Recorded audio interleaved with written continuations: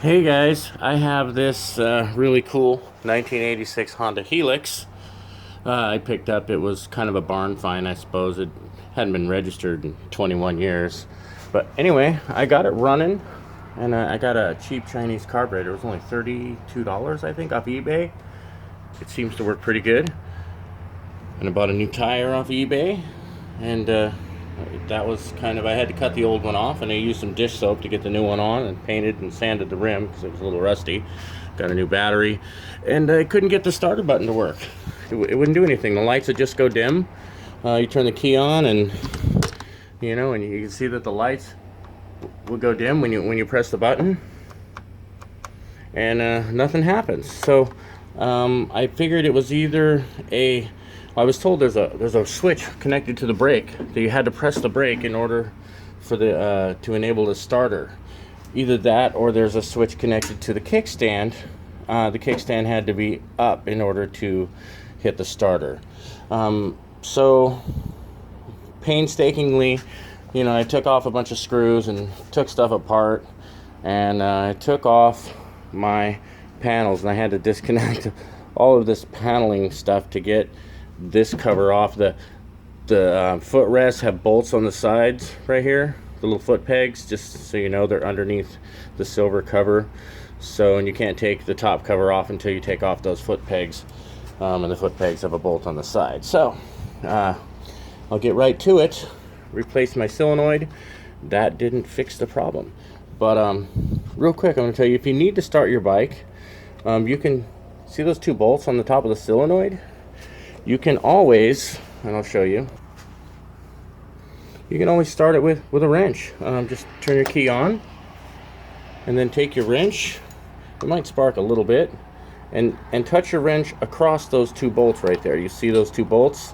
Just take your wrench and touch them to make sure you're not touching any other metal with your wrench. And when you do, there you go. It's the same thing as hitting your starter, but that's kind of annoying when you're trying to ride your bike and you don't want to pull your seat off just to take it down the road, or maybe you're stuck somewhere and pull your seat off, got to start it with a wrench or find something metal. You don't want to keep doing that. You want to find out what the real problem is. So I replaced my solenoid. That wasn't the problem. Now I'm to the brake switch, and so here's what we're getting to here. I got this all off. These wires right here, they're kind of on the left side. This, when you press the brakes, when you press the brake, you'll see that it pulls that. Okay, this is electrical.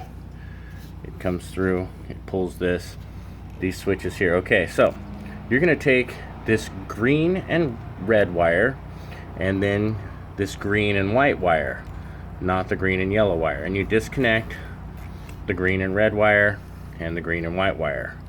Then you connect them together. See, this is a male, this is a female. Just take them and plug them into each other, just like that. That's all you need to do. And these two, you probably don't want them dangling around. Oh, by the way, your bike is fixed. That's all that was. See, now you turn on the key is on, press the button, and it'll run. It's supposed to run. But anyway, the starter button is fixed. So yeah, these extra ones here, just put them together on their own, just to keep them from getting corroded, in case you ever want to put things back the way they were. There you go, just like that. So now they're all together. Now you turn the key on, hit your starter, and there you go. Oh, don't forget, this has to be on run too. The key has to be on. Now I get to put all this stuff back together on my bike. So anyway, let's see if there's a shortcut to get to those wires without taking everything apart. Alright, I'm gonna tell you right here is on this plug here next to the battery, this little plug. Now don't quote me for sure, but there's a green and white wire on here and a green and red wire on here, and then they go down into here where our green and white and green and red wires go in. So you might be able to, without taking everything apart, tap into those two wires and stick them together. One way to kind of test this theory is to take a sharp little needle and stick it through the wire so it's touching the metal inside the wire, and red and white wire, and then stick it through the other wire, did I say red and white? Red and green wire, and the white wire with the green stripe. So it is a green wire with a red stripe and a white wire with a green stripe. You find those two wires here in this plug, okay, if they're there. And let's see, is the white one there?